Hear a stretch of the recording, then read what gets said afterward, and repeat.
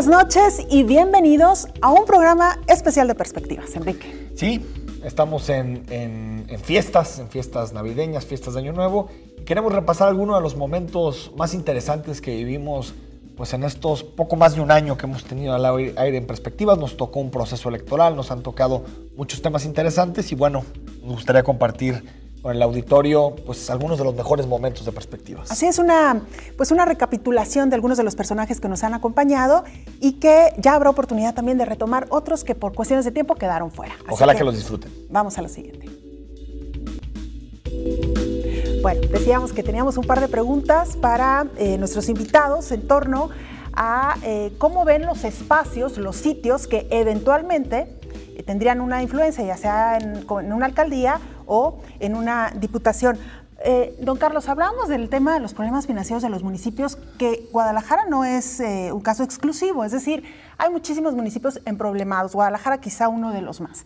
Zapopan, si bien es verdad, no es su principal problema, sí me parece que el tema de la seguridad y de la corrupción es un tema, un asunto muy importante en este municipio. Claro. Sí, en Zapopan lo he dicho, entrega-recepción, para saber qué es lo que puedo hacer, continuar, reformar, quitar. Y no voy a empezar buscando narcos o comprando patrullas y armamento. Hay que adentro barrer, limpiar, trapear la casa. Los que salen, viendo a ver cómo salen. ¿Y es posible? ¿Es posible? Es posible, soy abogado y además no me temblaría. Entonces creo que es posible, a menos de que me maten. Esperemos que eso no ocurra, evidentemente.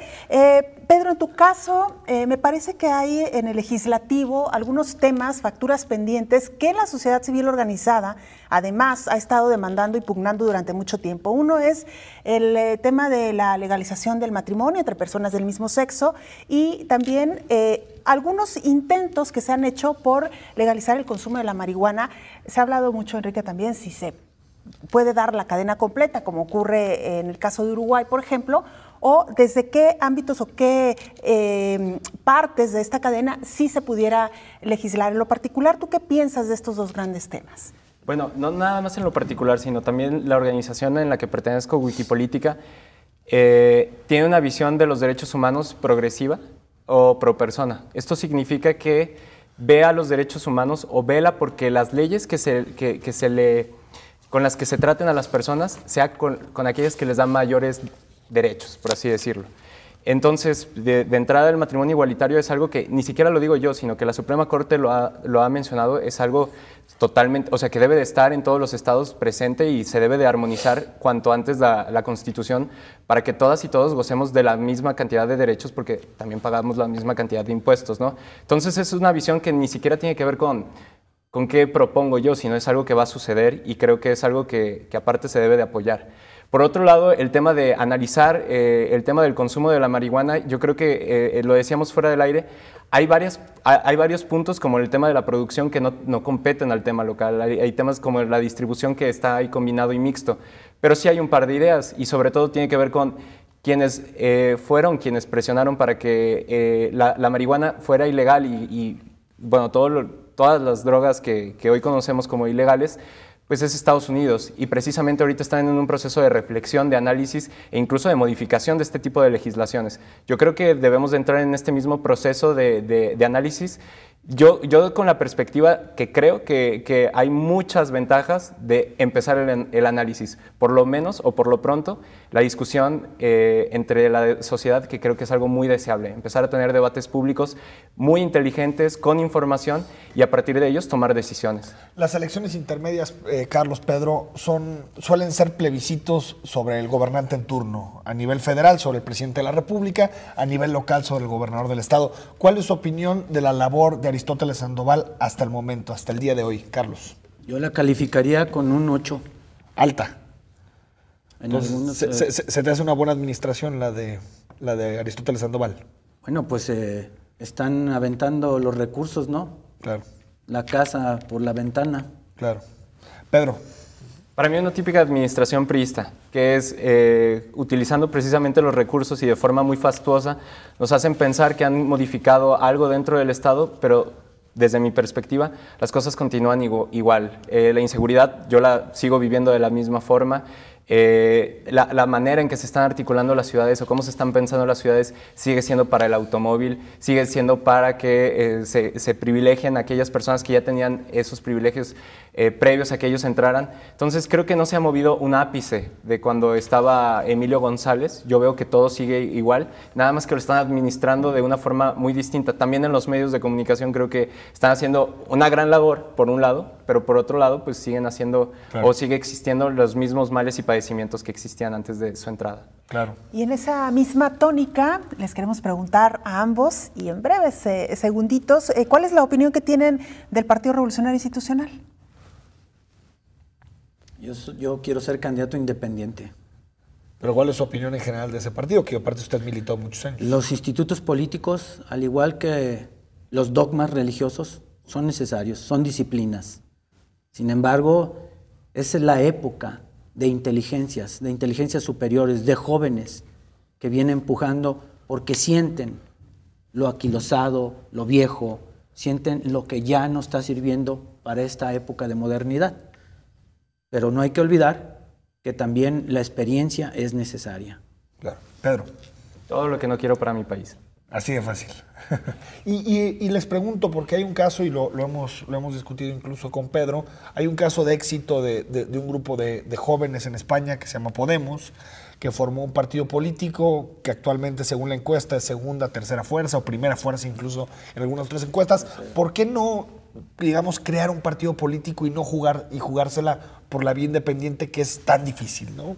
Bueno, entonces volvemos a lo mismo. Estamos luchando por una independencia, por unos valores y vamos a meternos a lo mismo. Pero automáticamente creando un partido se pervierte el sistema y es imposible que exista un partido político transparente, honesto. Un partido estatal tiene menos requisitos, una organización política con 500 personas lo puedes lograr, pero creo que ya no es el tiempo de institutos que controlen el poder unas cuantas personas. Es el tiempo de ser universales, de que cualquier ciudadano de la República tenga todo el alcance de progresar, de organizarse, de pedir sin tantas ataduras y sin tantos controles como lo hacen en México los cuotos de poder que están dentro de los partidos políticos. Pedro, ¿por qué no un partido político? Nuestro país significa, generar un partido político significa, por ejemplo, a nivel nacional,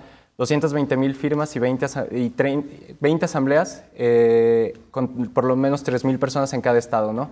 Claro. Eso te habla que necesitas o requieres una estructura, requieres dinero, requieres, pues, de alguna forma tener que recurrir a todas estas cuestiones que no nos gustan de la política.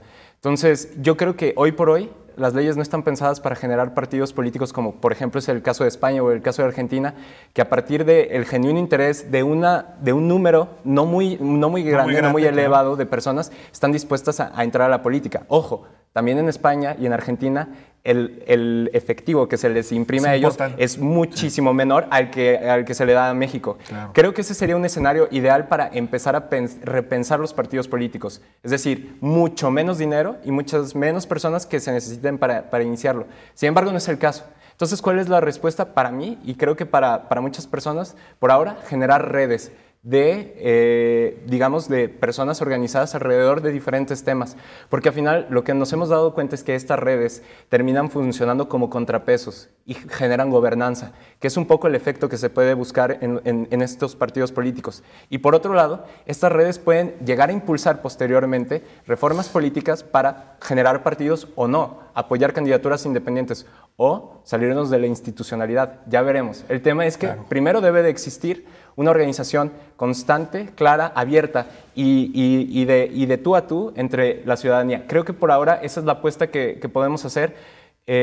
Insisto, no porque ser partido político te pervierta per se, automáticamente, claro, pero los recursos que necesitas y los procedimientos están pensados, creo yo, para perpetuar este modus operandi político. Pedro Carlos, ustedes saben que en términos políticos la identidad de los mexicanos suele dividirse en oposición o anti-PRI y priistas, ¿no? Son dos eslabones casi idénticos y que se fueron construyendo durante los años, ¿no? En el viejo régimen.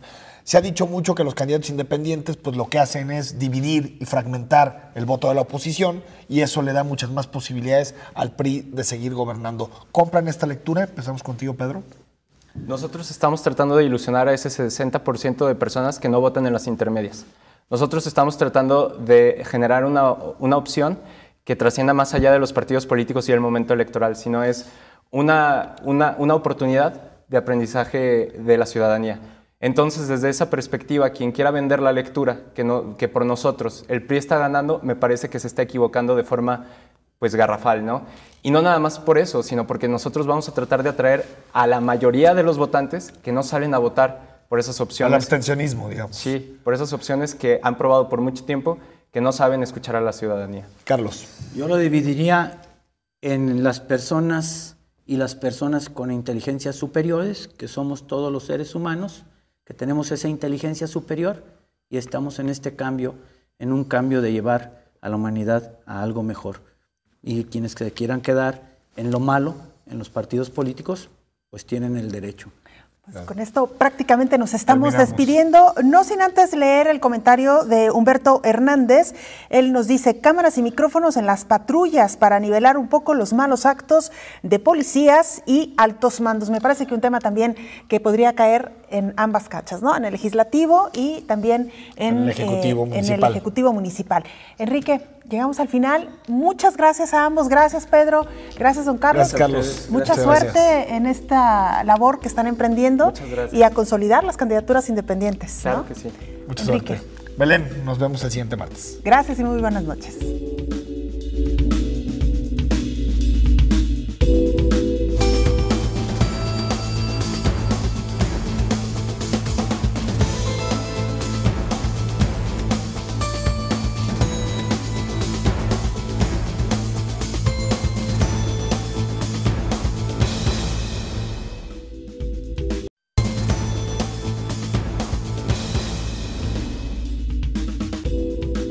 Regresamos a Perspectivas. ¿Y qué te parece, Belén, si antes de seguir entrevistando a Ricardo Villanueva leemos algunos de sus tweets? Comentarios, claro.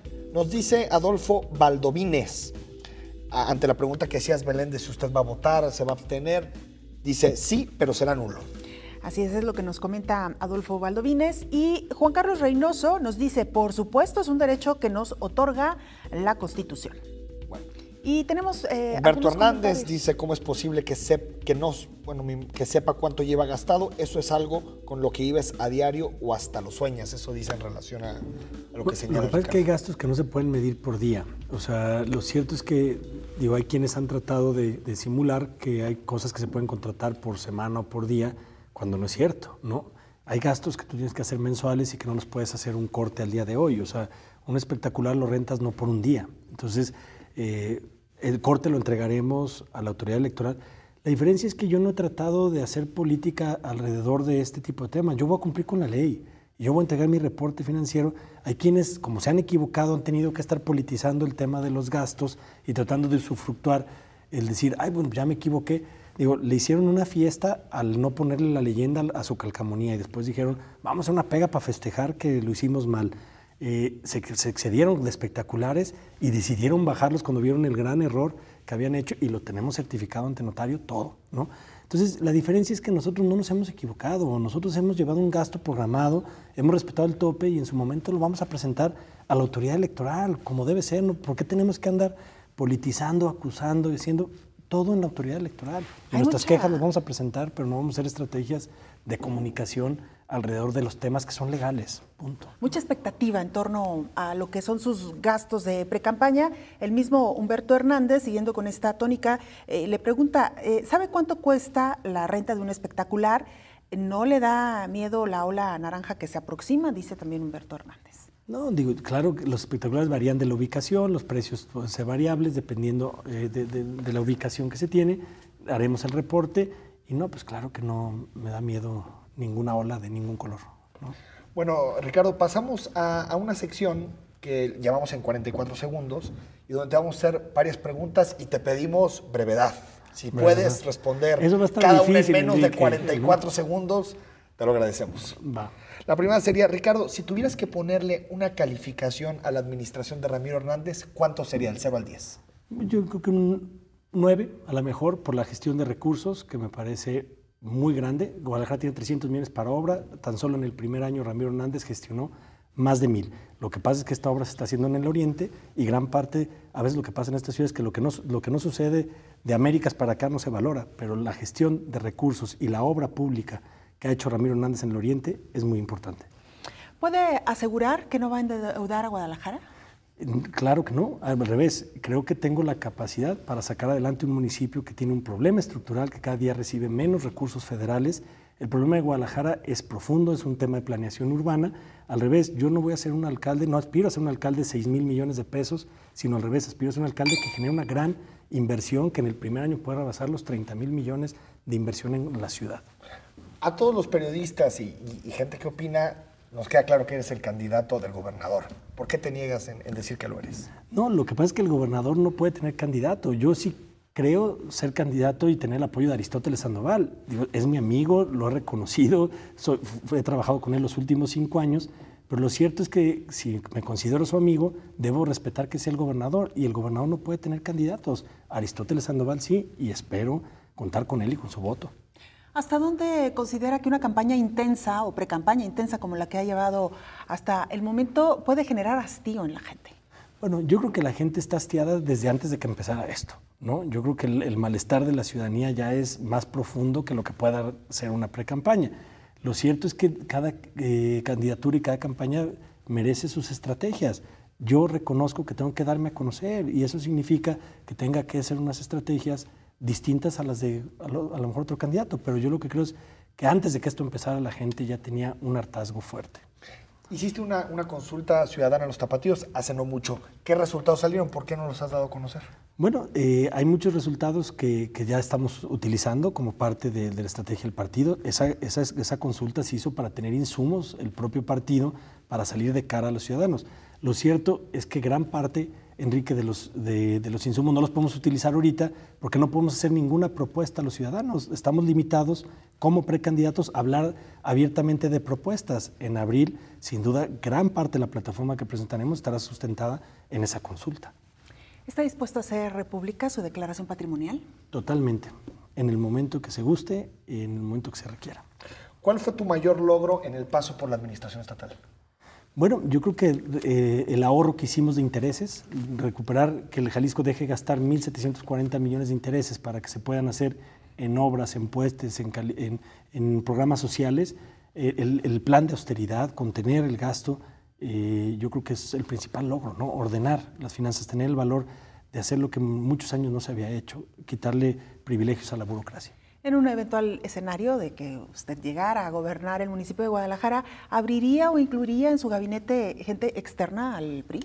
Sí, yo creo que hay que buscar los mejores hombres. Digo, yo si algo creo es en hacer equipos eficientes. Yo fui secretario de Finanzas sin ser de preparación financiero, y cómo logré dar los resultados que hicieron con equipos de trabajo eficientes, ¿no? Con gente valiosa.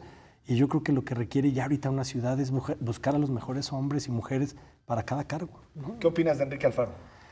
Que es un personaje, mis respetos a la persona, pero creo que ya lo que representa políticamente pues es un personaje creado por la mercadotecnia, que esconde su pasado, que se avergüenza de su pasado, de haber militado en todos los partidos. Ahora resulta que es ciudadano y que se ha dejado llevar por el falso discurso de incentivar el malestar, ese discurso que divide a las sociedades.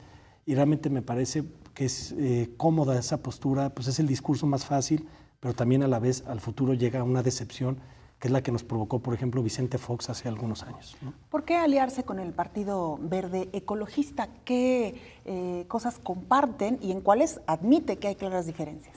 Bueno, yo creo que el Partido Verde tiene una plataforma que siempre han sido como muy concretos, muy claros en sus propuestas y también muy claros en sus soluciones. Es un partido en el que ya se ha dado esta alianza en otras ocasiones, ha resultado una alianza muy rentable, una alianza que sí genera una buena simpatía y una buena aceptación de los ciudadanos. Y bueno, pues sin duda hay plataformas que se comparten, ¿no? En el caso del Partido Verde, y a mí lo que más me gusta del Partido Verde es que hace compromisos muy concretos y después dice cómo los cumple, ¿no? Pero ¿estás de acuerdo con esos temas, Ricardo? Cadena perpetua a secuestradores, toda esa agenda mediática. Bueno, habría que ver cada uno. A mí me parece que sí, digo, el caso de los secuestradores me parece que son de los delitos que más laceran, son de los delitos más cobardes que puede haber en una sociedad, y me parece que son agendas concretas, por lo menos la transparencia de lanzar propuestas concretas y decir, esta es mi plataforma y tratar de cumplirla, ¿no? ¿Por qué no ha habido mayor firmeza, y al menos es la percepción que tiene la ciudadanía, en castigar la corrupción que tanto se ha achacado o atribuido a la administración anterior? Bueno, yo de menos he sido muy claro en permanentemente denunciar lo que yo encontré. Creo que lo hicimos ante las instancias legales y lo hice mediáticamente también. Siempre desde el primer día fui muy claro en denunciar cómo recibimos, la deuda que se tenía. Documentamos todo, la deuda que estaba documentada y la que no documentaron, y yo siempre creo que he cumplido mi función desde el primer día que llegué, en de cara a los ciudadanos decir qué encontramos, ¿no? Y hemos pasado a las instancias correspondientes todos esa información de cómo recibimos, ¿no? Entonces yo creo que yo como funcionario, y durante 2 años ya, bueno, llegó el momento que me decían, oye, ya no se quejen, bueno, es que eso es lo que encontramos, ¿no? Y yo he sido muy claro y he dado los números concretos de cómo recibimos las finanzas de Jalisco y lo hemos hecho públicamente. Pero digamos, hay, según el Contralor del Estado, 5,000 millones de pesos que nos explican en irregularidades y sin embargo no hay nadie pagando. ¿No será que de pronto llegaron el gobierno del Estado y dijeron, pues mejor nos hacemos que no vemos estos temas? Bueno, yo creo que sí ha habido sanciones. Digo, el caso del CIAPA, ¿no? De las 500 colonias que se quedaron sin agua por un desvío del CIAPA, hubo responsables y hay gente que está directamente como responsable, y también ha habido casos que se previeron, como el de López Castro, que nunca pagamos, ¿no? Y que también hay que reconocer casos que durante mucho tiempo fueron polémicos y que eran fraude a todas luces, y que, por ejemplo, yo como secretario de Finanzas me negué a pagarlo los 2 años. Recuerdo que el día que me fui me decían, oye, es que te vas porque ya lo van a pagar. Bueno, hoy demostramos que no. Digo, y durante 2 años yo estuve a punto igual de ser... pude haber hasta perdido el cargo por no pagar ese, y lo defendimos hasta el último minuto y logramos, por ejemplo, que ese tipo de casos no se pagaran. Entonces sí hemos dado también la defensa de lo que hemos podido prevenir. Bueno, Ricardo, lamentablemente el tiempo se nos agotó y nos quedaron muchísimos temas en el tintero. Nos hubiera gustado, por ejemplo, Enrique, conocer también, y lo haremos en una oportunidad posterior, el proyecto que tiene para esta dolidísima ciudad de Guadalajara, que tanto queremos, pero que a la vez tanto padecemos. Habrá ya ocasión de que nos comente cuáles son los planes y proyectos. Sí, y además cuando la ley nos permita ya hablar claramente, será en abril. A menos de que igual la Asamblea le dice que no. Sí. Ya no digo que había una posibilidad ya no de que sé, la Asamblea le dijera si no que regreso en abril es porque no funcionaron mis estrategias. Y bueno, no, digo, la verdad es que me gustó el de la mira, digo, para dar mi opinión, me preguntaron, y espero no haberme pasado los 44 segundos. Soy muy rollero porque me gusta platicar, ¿no? Entonces, muy bien, pues ya lo invitaremos a platicar en otra ocasión. Nos tenemos que ir. Gracias, Belén. Ricardo, muchas gracias, Belén. Enrique, muchas gracias. Buenas noches. El viernes a las 9 de la noche aquí nos vemos.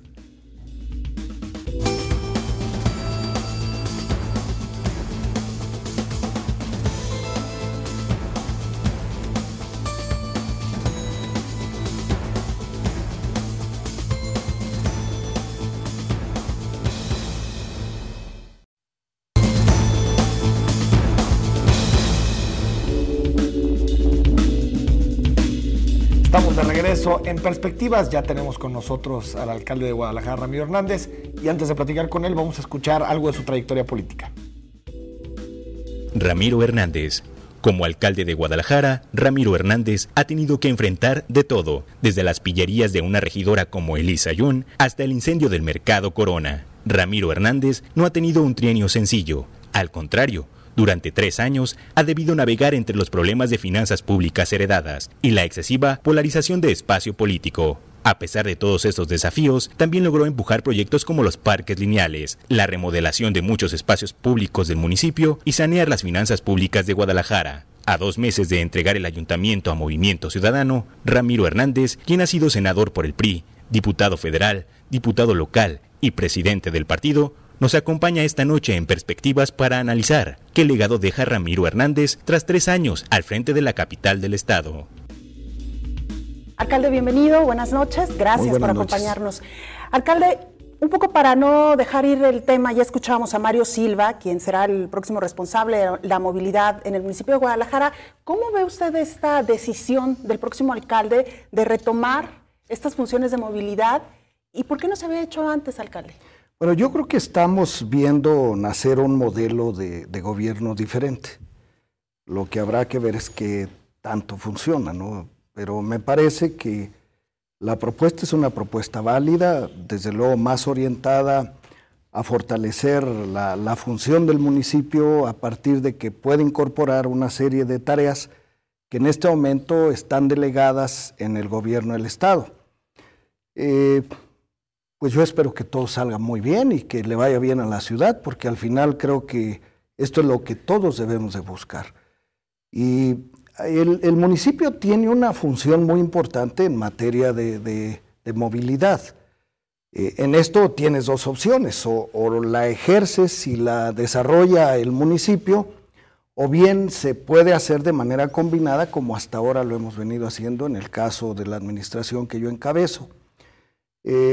Ofrece grandes retos. El tema de la movilidad sin duda se ha convertido en uno de los retos más importantes. La ciudad cada vez tiene complicaciones más serias y creo que en esto no solamente habrá de ponerse a prueba el desarrollar una capacidad mayor del municipio, en este caso el ayuntamiento, para darle atención a toda una problemática de organización, de logística en términos vial, sino también de coordinación entre la función del municipio con las acciones mismas del Estado. Algo que yo quisiera destacar, es un asunto trascendente el encabezar un municipio que es la capital del Estado, que es en donde se asientan los poderes del Estado. Entonces eso todavía hace mucho más desafiante el que se fortalezca el desarrollo de la función del municipio y se establezcan los mecanismos de coordinación con el gobierno del Estado. Alcalde, durante, digamos, la mayoría de tu gestión te enfrentaste a problemas muy puntuales, coyunturas que igual no tenías en la ruta de gobierno. ¿Qué temas crees, ya viéndolos atrás cuando te faltan un par de meses, que se abordaron, digamos, no de la forma tan correcta como hubieras pensado? ¿Qué temas son los que ahorita dices, estos temas desde el principio los debimos haber planteado distinto? Deuda, nómina, es decir, ya visto 2 años después. Bueno, mira, hay una problemática que se aborda más a partir de lo que se puede que de lo que se desea. Claro. Y uno en el gobierno no siempre tiene las cosas a modo. Generalmente enfrentan una problemática muy compleja y frente a las complejidades abordas lo que estás obligado a conducir, ¿no? El pensar en qué debí de haber hecho no es una cuestión sencilla, porque estaríamos partiendo más de un buen deseo que de las propias circunstancias.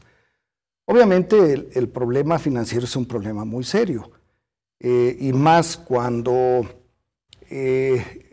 tienes una ciudad en medio de muchas complicaciones. Para mí el tema de la seguridad es uno de los problemas serios, que no tienes un margen mayor de cómo lo vas a abordar, ¿no? Tu margen de maniobra es muy limitado, porque la problemática es de tal magnitud que la capacidad en el corto plazo se vuelve también muy restringida, empezando por el número de elementos de que dispones.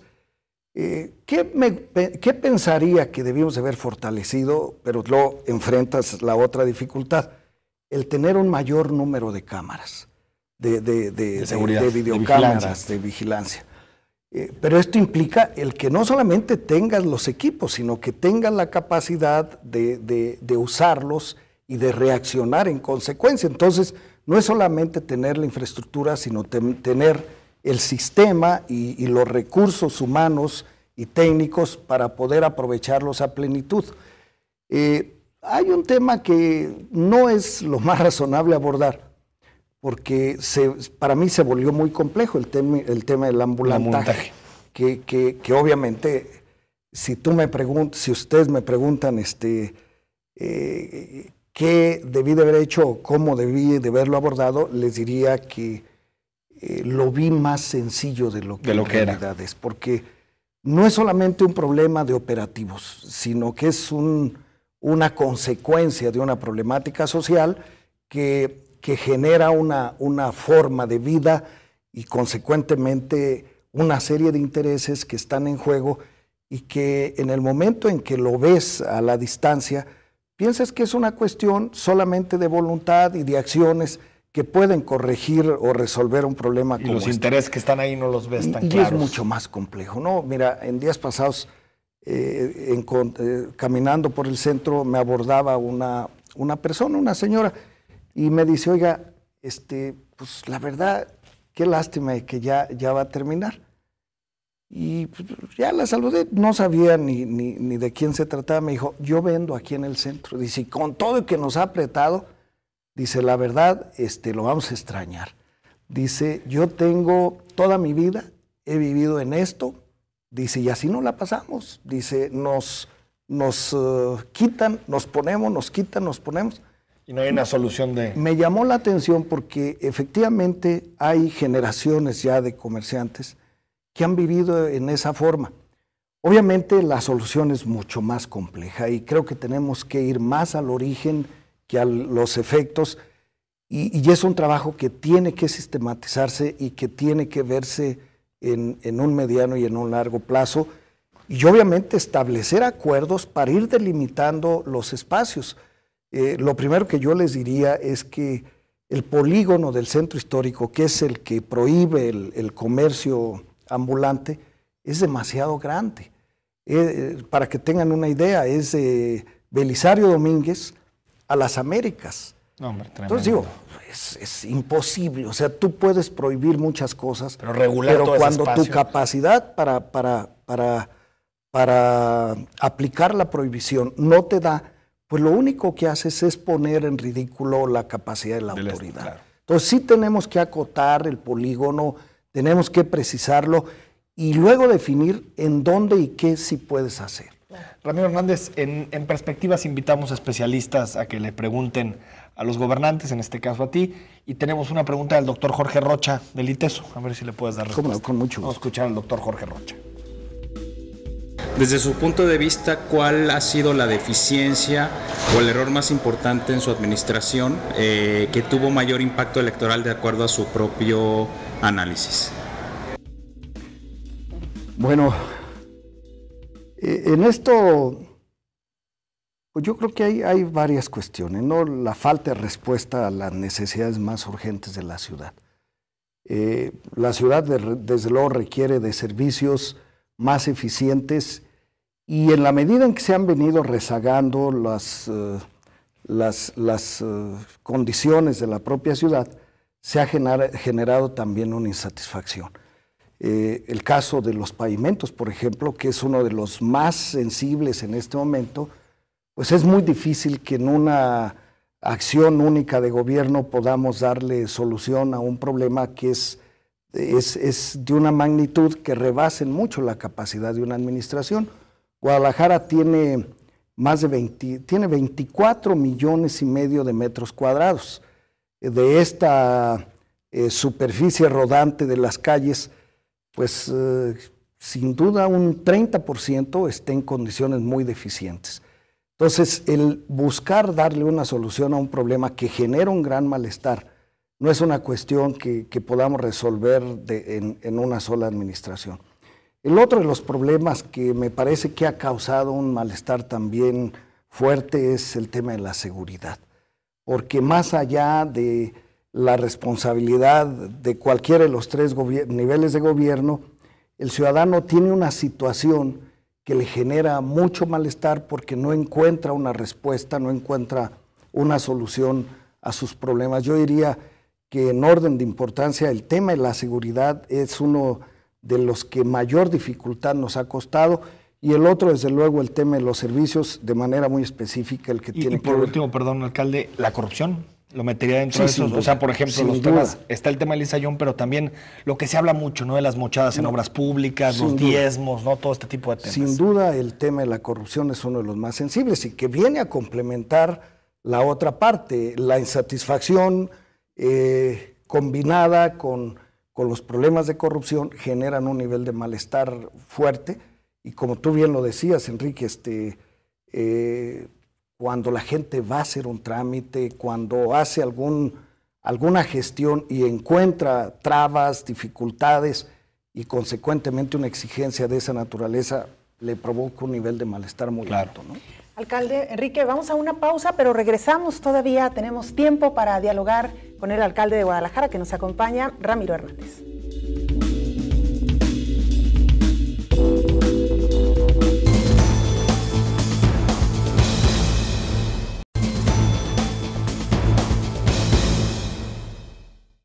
Enrique Alfaro es, para Movimiento Ciudadano, mucho más que un alcalde. Es el jefe político del grupo y el aspirante más claro a la gobernatura en 2018. Sin embargo, para lograr el objetivo, Alfaro tendrá que enfrentar distintos retos. Una fracción parlamentaria en el Congreso sin escándalos, la actuación correcta de 24 alcaldes, que provienen de muy distintos orígenes, y hasta definir a quién apoyarán para la presidencia de la República en 2018.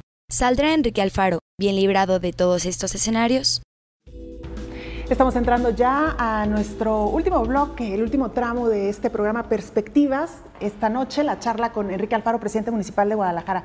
Enrique, antes de entrar a otros temas, yo quisiera preguntarte, en los primeros días de tu administración, evidentemente los reflectores, la lupa estaba clarísimo hacia las gestiones, hubo muchos cuestionamientos, lo sigue habiendo. Particularmente, bueno, en los medios de comunicación. ¿Cómo los tomas? ¿Los esperabas? La luna de miel ha sido muy corta. Cuéntanos un poco, por favor. No, muy bien. Con los medios, yo siempre he tenido una relación fluida. Nuestros trabajos son complementarios, cada quien tiene su responsabilidad. Pero también siempre he sido un político muy directo. Si hay algo que no estoy de acuerdo, pues lo digo, lo platico. No, en general yo creo que el ambiente es muy positivo en la ciudad. Yo veo un gran ambiente en la calle con la gente. Hay confianza, hay comprensión de lo que está sucediendo. Y con los medios, pues estamos replanteando la relación. A ver, cambiaron muchas cosas en esta ciudad. No es como que todo siguió igual. No hay un ejercicio de gatopardismo. Estamos en un proceso de construcción de una transformación de fondo. La relación de lo público con los medios de comunicación también irá replanteándose. Tiene que haber una nueva relación. Y yo lo que he tratado en todo momento, Belén, tocayo, es de que esta relación sea de frente, sea una relación de diálogo, en donde haya cuestionamientos y en donde de mi parte también haya decir lo que pienso, ¿no? Creo que hay algo que es muy importante, es que se pueda transmitir una visión global de lo que está sucediendo, que no nos quedemos, lo pongo de esta forma, el tema de los tianguis navideños. Hay dos formas de comunicar el tema. Enrique Alfaro desaparece el tianguis navideño del Parque San José, o Enrique Alfaro está dando el primer paso para poner orden en el centro de la ciudad. ¿Cómo se construyen esos matices? Bueno, pues con diálogo, explicando, porque si tú crees que hay un acto de autoridad a rajatabla, en el que no se le pusieron opciones a los comerciantes, pues a lo mejor el enfoque es distinto. Pero si logras darle la información a los medios, que sepan que hay opciones para los comerciantes, que se les está dando una explicación, que se les está dando trato, pero que estamos aplicando el reglamento, no estamos haciendo otra cosa que aplicar el reglamento, pues creo que la comunicación puede cambiar. Entonces, yo estoy tranquilo. Pero sí se ha generado, digamos, una relación con administraciones pasadas muy perversa en términos mediáticos, en el sentido de mucho dinero, mala información para los ciudadanos. Es decir, sí, se me viene a la cabeza, pero creo que fueron en torno a los 50 millones de pesos que Guadalajara tenía presupuestado para medios solamente en 2015, más 55, o menos por ahí. si mal no recuerdo. ¿Vas a replantear esa cantidad? Absolutamente. Y a algunos les va a afectar, ¿no? O sea, tampoco quiero decir que por eso me van a golpear, ¿no? Yo quiero ser respetuoso con los medios, pero hay 200 prioridades para el gobierno antes que pagarme mis comerciales de televisión para salir echando rostro y no, se acabó. No vamos a pagar pasquines, ni un peso a pasquines, a los periodiquitos estos que les encantan a los políticos, que les pagan millones de pesos. O sea, no crees que les pagan. No, eso se acabó. Y a lo mejor eso genera enojo de algunos. Pues estamos listos, igual, a ver, con los medios serios, como por supuesto en el que estoy, con comunicadores serios como ustedes, lo que yo voy a procurar es ayudarles a que tengan información, que haya una comunicación constante, fluida, pero a billetazos no voy a hacer mi estrategia de comunicación. Ese es un compromiso. Los recursos que tiene el municipio de Guadalajara se van a las prioridades de la ciudad, y las prioridades no son comprar spots, ni de radio ni de televisión. Nos quedan muy poco tiempo. El caso de Diego Monraz, ¿por qué lo invitaste a Diego Monraz? Porque es un tipo efectivo, porque es un cuate que pagó su derecho de piso, diría yo, en términos políticos en el proyecto, Él quería ser candidato en el 2015. Zapopan, ¿no? Sí, y yo le expliqué que viniendo de los cuestionamientos de la administración de Emilio, pues no era posible el asunto, que tenía que ganarse su lugar. La campaña hizo un trabajo intenso, tiene leída la cartilla, yo lo veo muy concentrado, es un cuate muy organizado, es efectivo, es un tipo inteligente.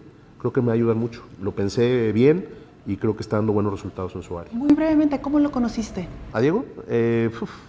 Pues en la grilla de adversarios siempre. Siempre estuvimos enfrente, pero lo conocí en la Secretaría de Movilidad y me pareció un tipo organizado y un tipo que sabe trabajar. ¿Él se acercó a ti? Pues nos conocemos, inclusive estábamos en el Club Providencia, ahí donde juego fútbol, ahí las familias nos conocemos. Pero me refiero para incorporarse a tu equipo. Sí, después de que pasó la elección del 2012, tuvimos comunicación y lo invitamos a participar del proyecto. ¿Tu relación actual con el gobernador del estado? Buena, de respeto, de cooperación, sin pasarnos de la raya. Yo tengo mi responsabilidad de gobernar Guadalajara, él la de gobernar Jalisco. Yo no me voy a confundir en mi rol. Él es el gobernador del estado, Jalisco tiene un solo gobernador y yo lo respeto como tal y en función de eso hemos construido una relación de trabajo que creo que le puede servir a Guadalajara. A reserva de que nos critiquen, porque cuando hablamos de los próximos 3 años y la gubernatura y la presidencia, no falta quien nos diga que somos unos adelantados, pero sí vamos a ser adelantados. ¿Quieres ser gobernador de Jalisco? Y te preguntaría también, la figura de Andrés Manuel López Obrador, ¿lo apoyarás para que llegue a la presidencia? Me encantaría ser gobernador de Jalisco, pero no tengo obsesión alguna al respecto. Me encanta la idea de ser presidente de Guadalajara, presidente del municipio donde nací, de la capital de Jalisco. Yo no descartaría inclusive la posibilidad de reelección o de buscar otras cosas. Las opciones son muchas. Hoy somos un proyecto nacional. Tenemos que creernos, la gobernamos la segunda ciudad del país, tenemos un grupo parlamentario en el Congreso, tenemos que hacer política nacional, tenemos que hacer política local, pero primero, Belén, hacer el mejor gobierno que haya tenido Guadalajara. Estoy concentrado en eso. Y lo segundo, Andrés es una gente a la que respeto, a pesar de que nos haya puesto alguna zarandeada en su momento, pero Andrés es un líder importante del país. Yo no tengo compromiso con nadie rumbo al 2018. Creo que México necesita una sacudida de fondo y en lo que yo pueda aportar para que eso suceda, ya veremos en qué ruta, pero lo voy a hacer. Pero el mensaje que has mandado es que tu candidato es el Bronco. No, tampoco. El Bronco es mi amigo y creo que representa políticamente algo importante. Ojalá haga un buen gobierno. Ahora el reto es ese, ¿no? Ya demostramos varios de los que en diferentes lógicas hemos defendido la idea de la política desde la trinchera independiente, nosotros a través de un vehículo partidista, él a través de una candidatura independiente, pero lo que hemos dicho es, ya demostramos que podemos ganar elecciones, ahora hay que demostrar que podemos gobernar bien. Entonces ojalá y el Bronco esté concentrado en eso y sin duda él va a ser un actor importante del rumbo del país en el 2018. Se te ha considerado un líder natural dentro del Movimiento Ciudadano y hay quienes incluso te atribuyen el hecho de que prácticamente tú vas a palomear las candidaturas para los próximos procesos. Incluso hay quienes dicen que no dejarías llegar a alguien más que aspire a ser gobernador. ¿Qué hay de cierto, qué hay de verdad? ¿Cuánto mito hay alrededor de eso? Me caen gordos los caciques, Belén, y no me voy a convertir en uno. No voy a hacer lo que tanto critiqué. Tenemos que irle dando identidad a nuestro proyecto político. Evidentemente yo jugué un rol muy importante en la formación de este movimiento. Agradezco que haya un reconocimiento de todos los actores políticos en ese sentido, pero hoy hay nuevos actores, ya me da mucho gusto que esté Pablo Lemus haciendo un buen trabajo, que esté Clemente en México representándonos, Ismael, Alberto Uribe, Marilena. Híjole, pues ojalá y hubiera muchos listos para ser candidatos a gobernadores, eso sería extraordinario para nuestro movimiento. Y no, hombre, yo estoy bien tranquilo en esa parte. Creo que hemos construido un movimiento que está haciendo las cosas bien, que tiene que cuidar el no cometer los errores de lo que hemos visto en nuestros adversarios. Y pues es un reto. Mira, el reto de esto, desde mi punto de vista, uno de los retos más importantes es no perder los pies del suelo, ¿no? Entonces, como yo he perdido elecciones y he ganado elecciones, eso me ha enseñado a poner los pies en el suelo. Estoy muy concentrado en lo mío, no tengo tiempo que invierta en pensar en el futuro. Estoy concentrado en eso y te lo digo desde ahorita. Ojalá y Movimiento Ciudadano tenga varios aspirantes al gobierno del Estado. Creo que hay varios liderazgos que pueden hacerlo muy bien. Y hablando de enfrentarse a caciques, ¿apoyas a Marilena Limón en su enfrentamiento con los Barba? Con todo. Marilena tiene todo nuestro respaldo. Yo tengo mucho respeto a la manera como trabajan. Puede haber cosas que yo le podría aconsejar. Matices, digamos. Me iba tocado enfrentarme a personajes complicados, pero creo que lo está haciendo con dignidad, tendrá que afinar muy bien su estilo y ya, superar el conflicto, ¿no? Porque hay que, entiendo la situación, pero ya tiene que estar pensando en estabilizar el gobierno y que la gente empiece a ver los resultados, pero tiene todo nuestro respaldo en esta lucha por la dignidad que está dando en Tlaquepaque. Y por último, ya para irnos, Enrique, ¿qué esperas de Clemente Castañeda en el DF, en la Cámara de Diputados? Va a ser un gran personaje a nivel nacional, va a ser un gran trabajo, lo está haciendo ya, está haciendo un liderazgo inteligente. Clemente, bueno, lo voy a echar carrilla, es que iba a decir, va a crecer mucho, no físicamente, porque ya, para eso ya no, esa está complicada, pero va a crecer mucho políticamente, creo que va a ser un representante muy importante de Jalisco en México y es, pues, sin duda, un actor fundamental de nuestro proyecto.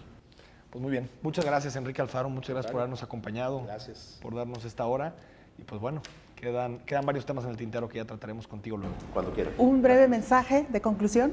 Que ojalá y la gente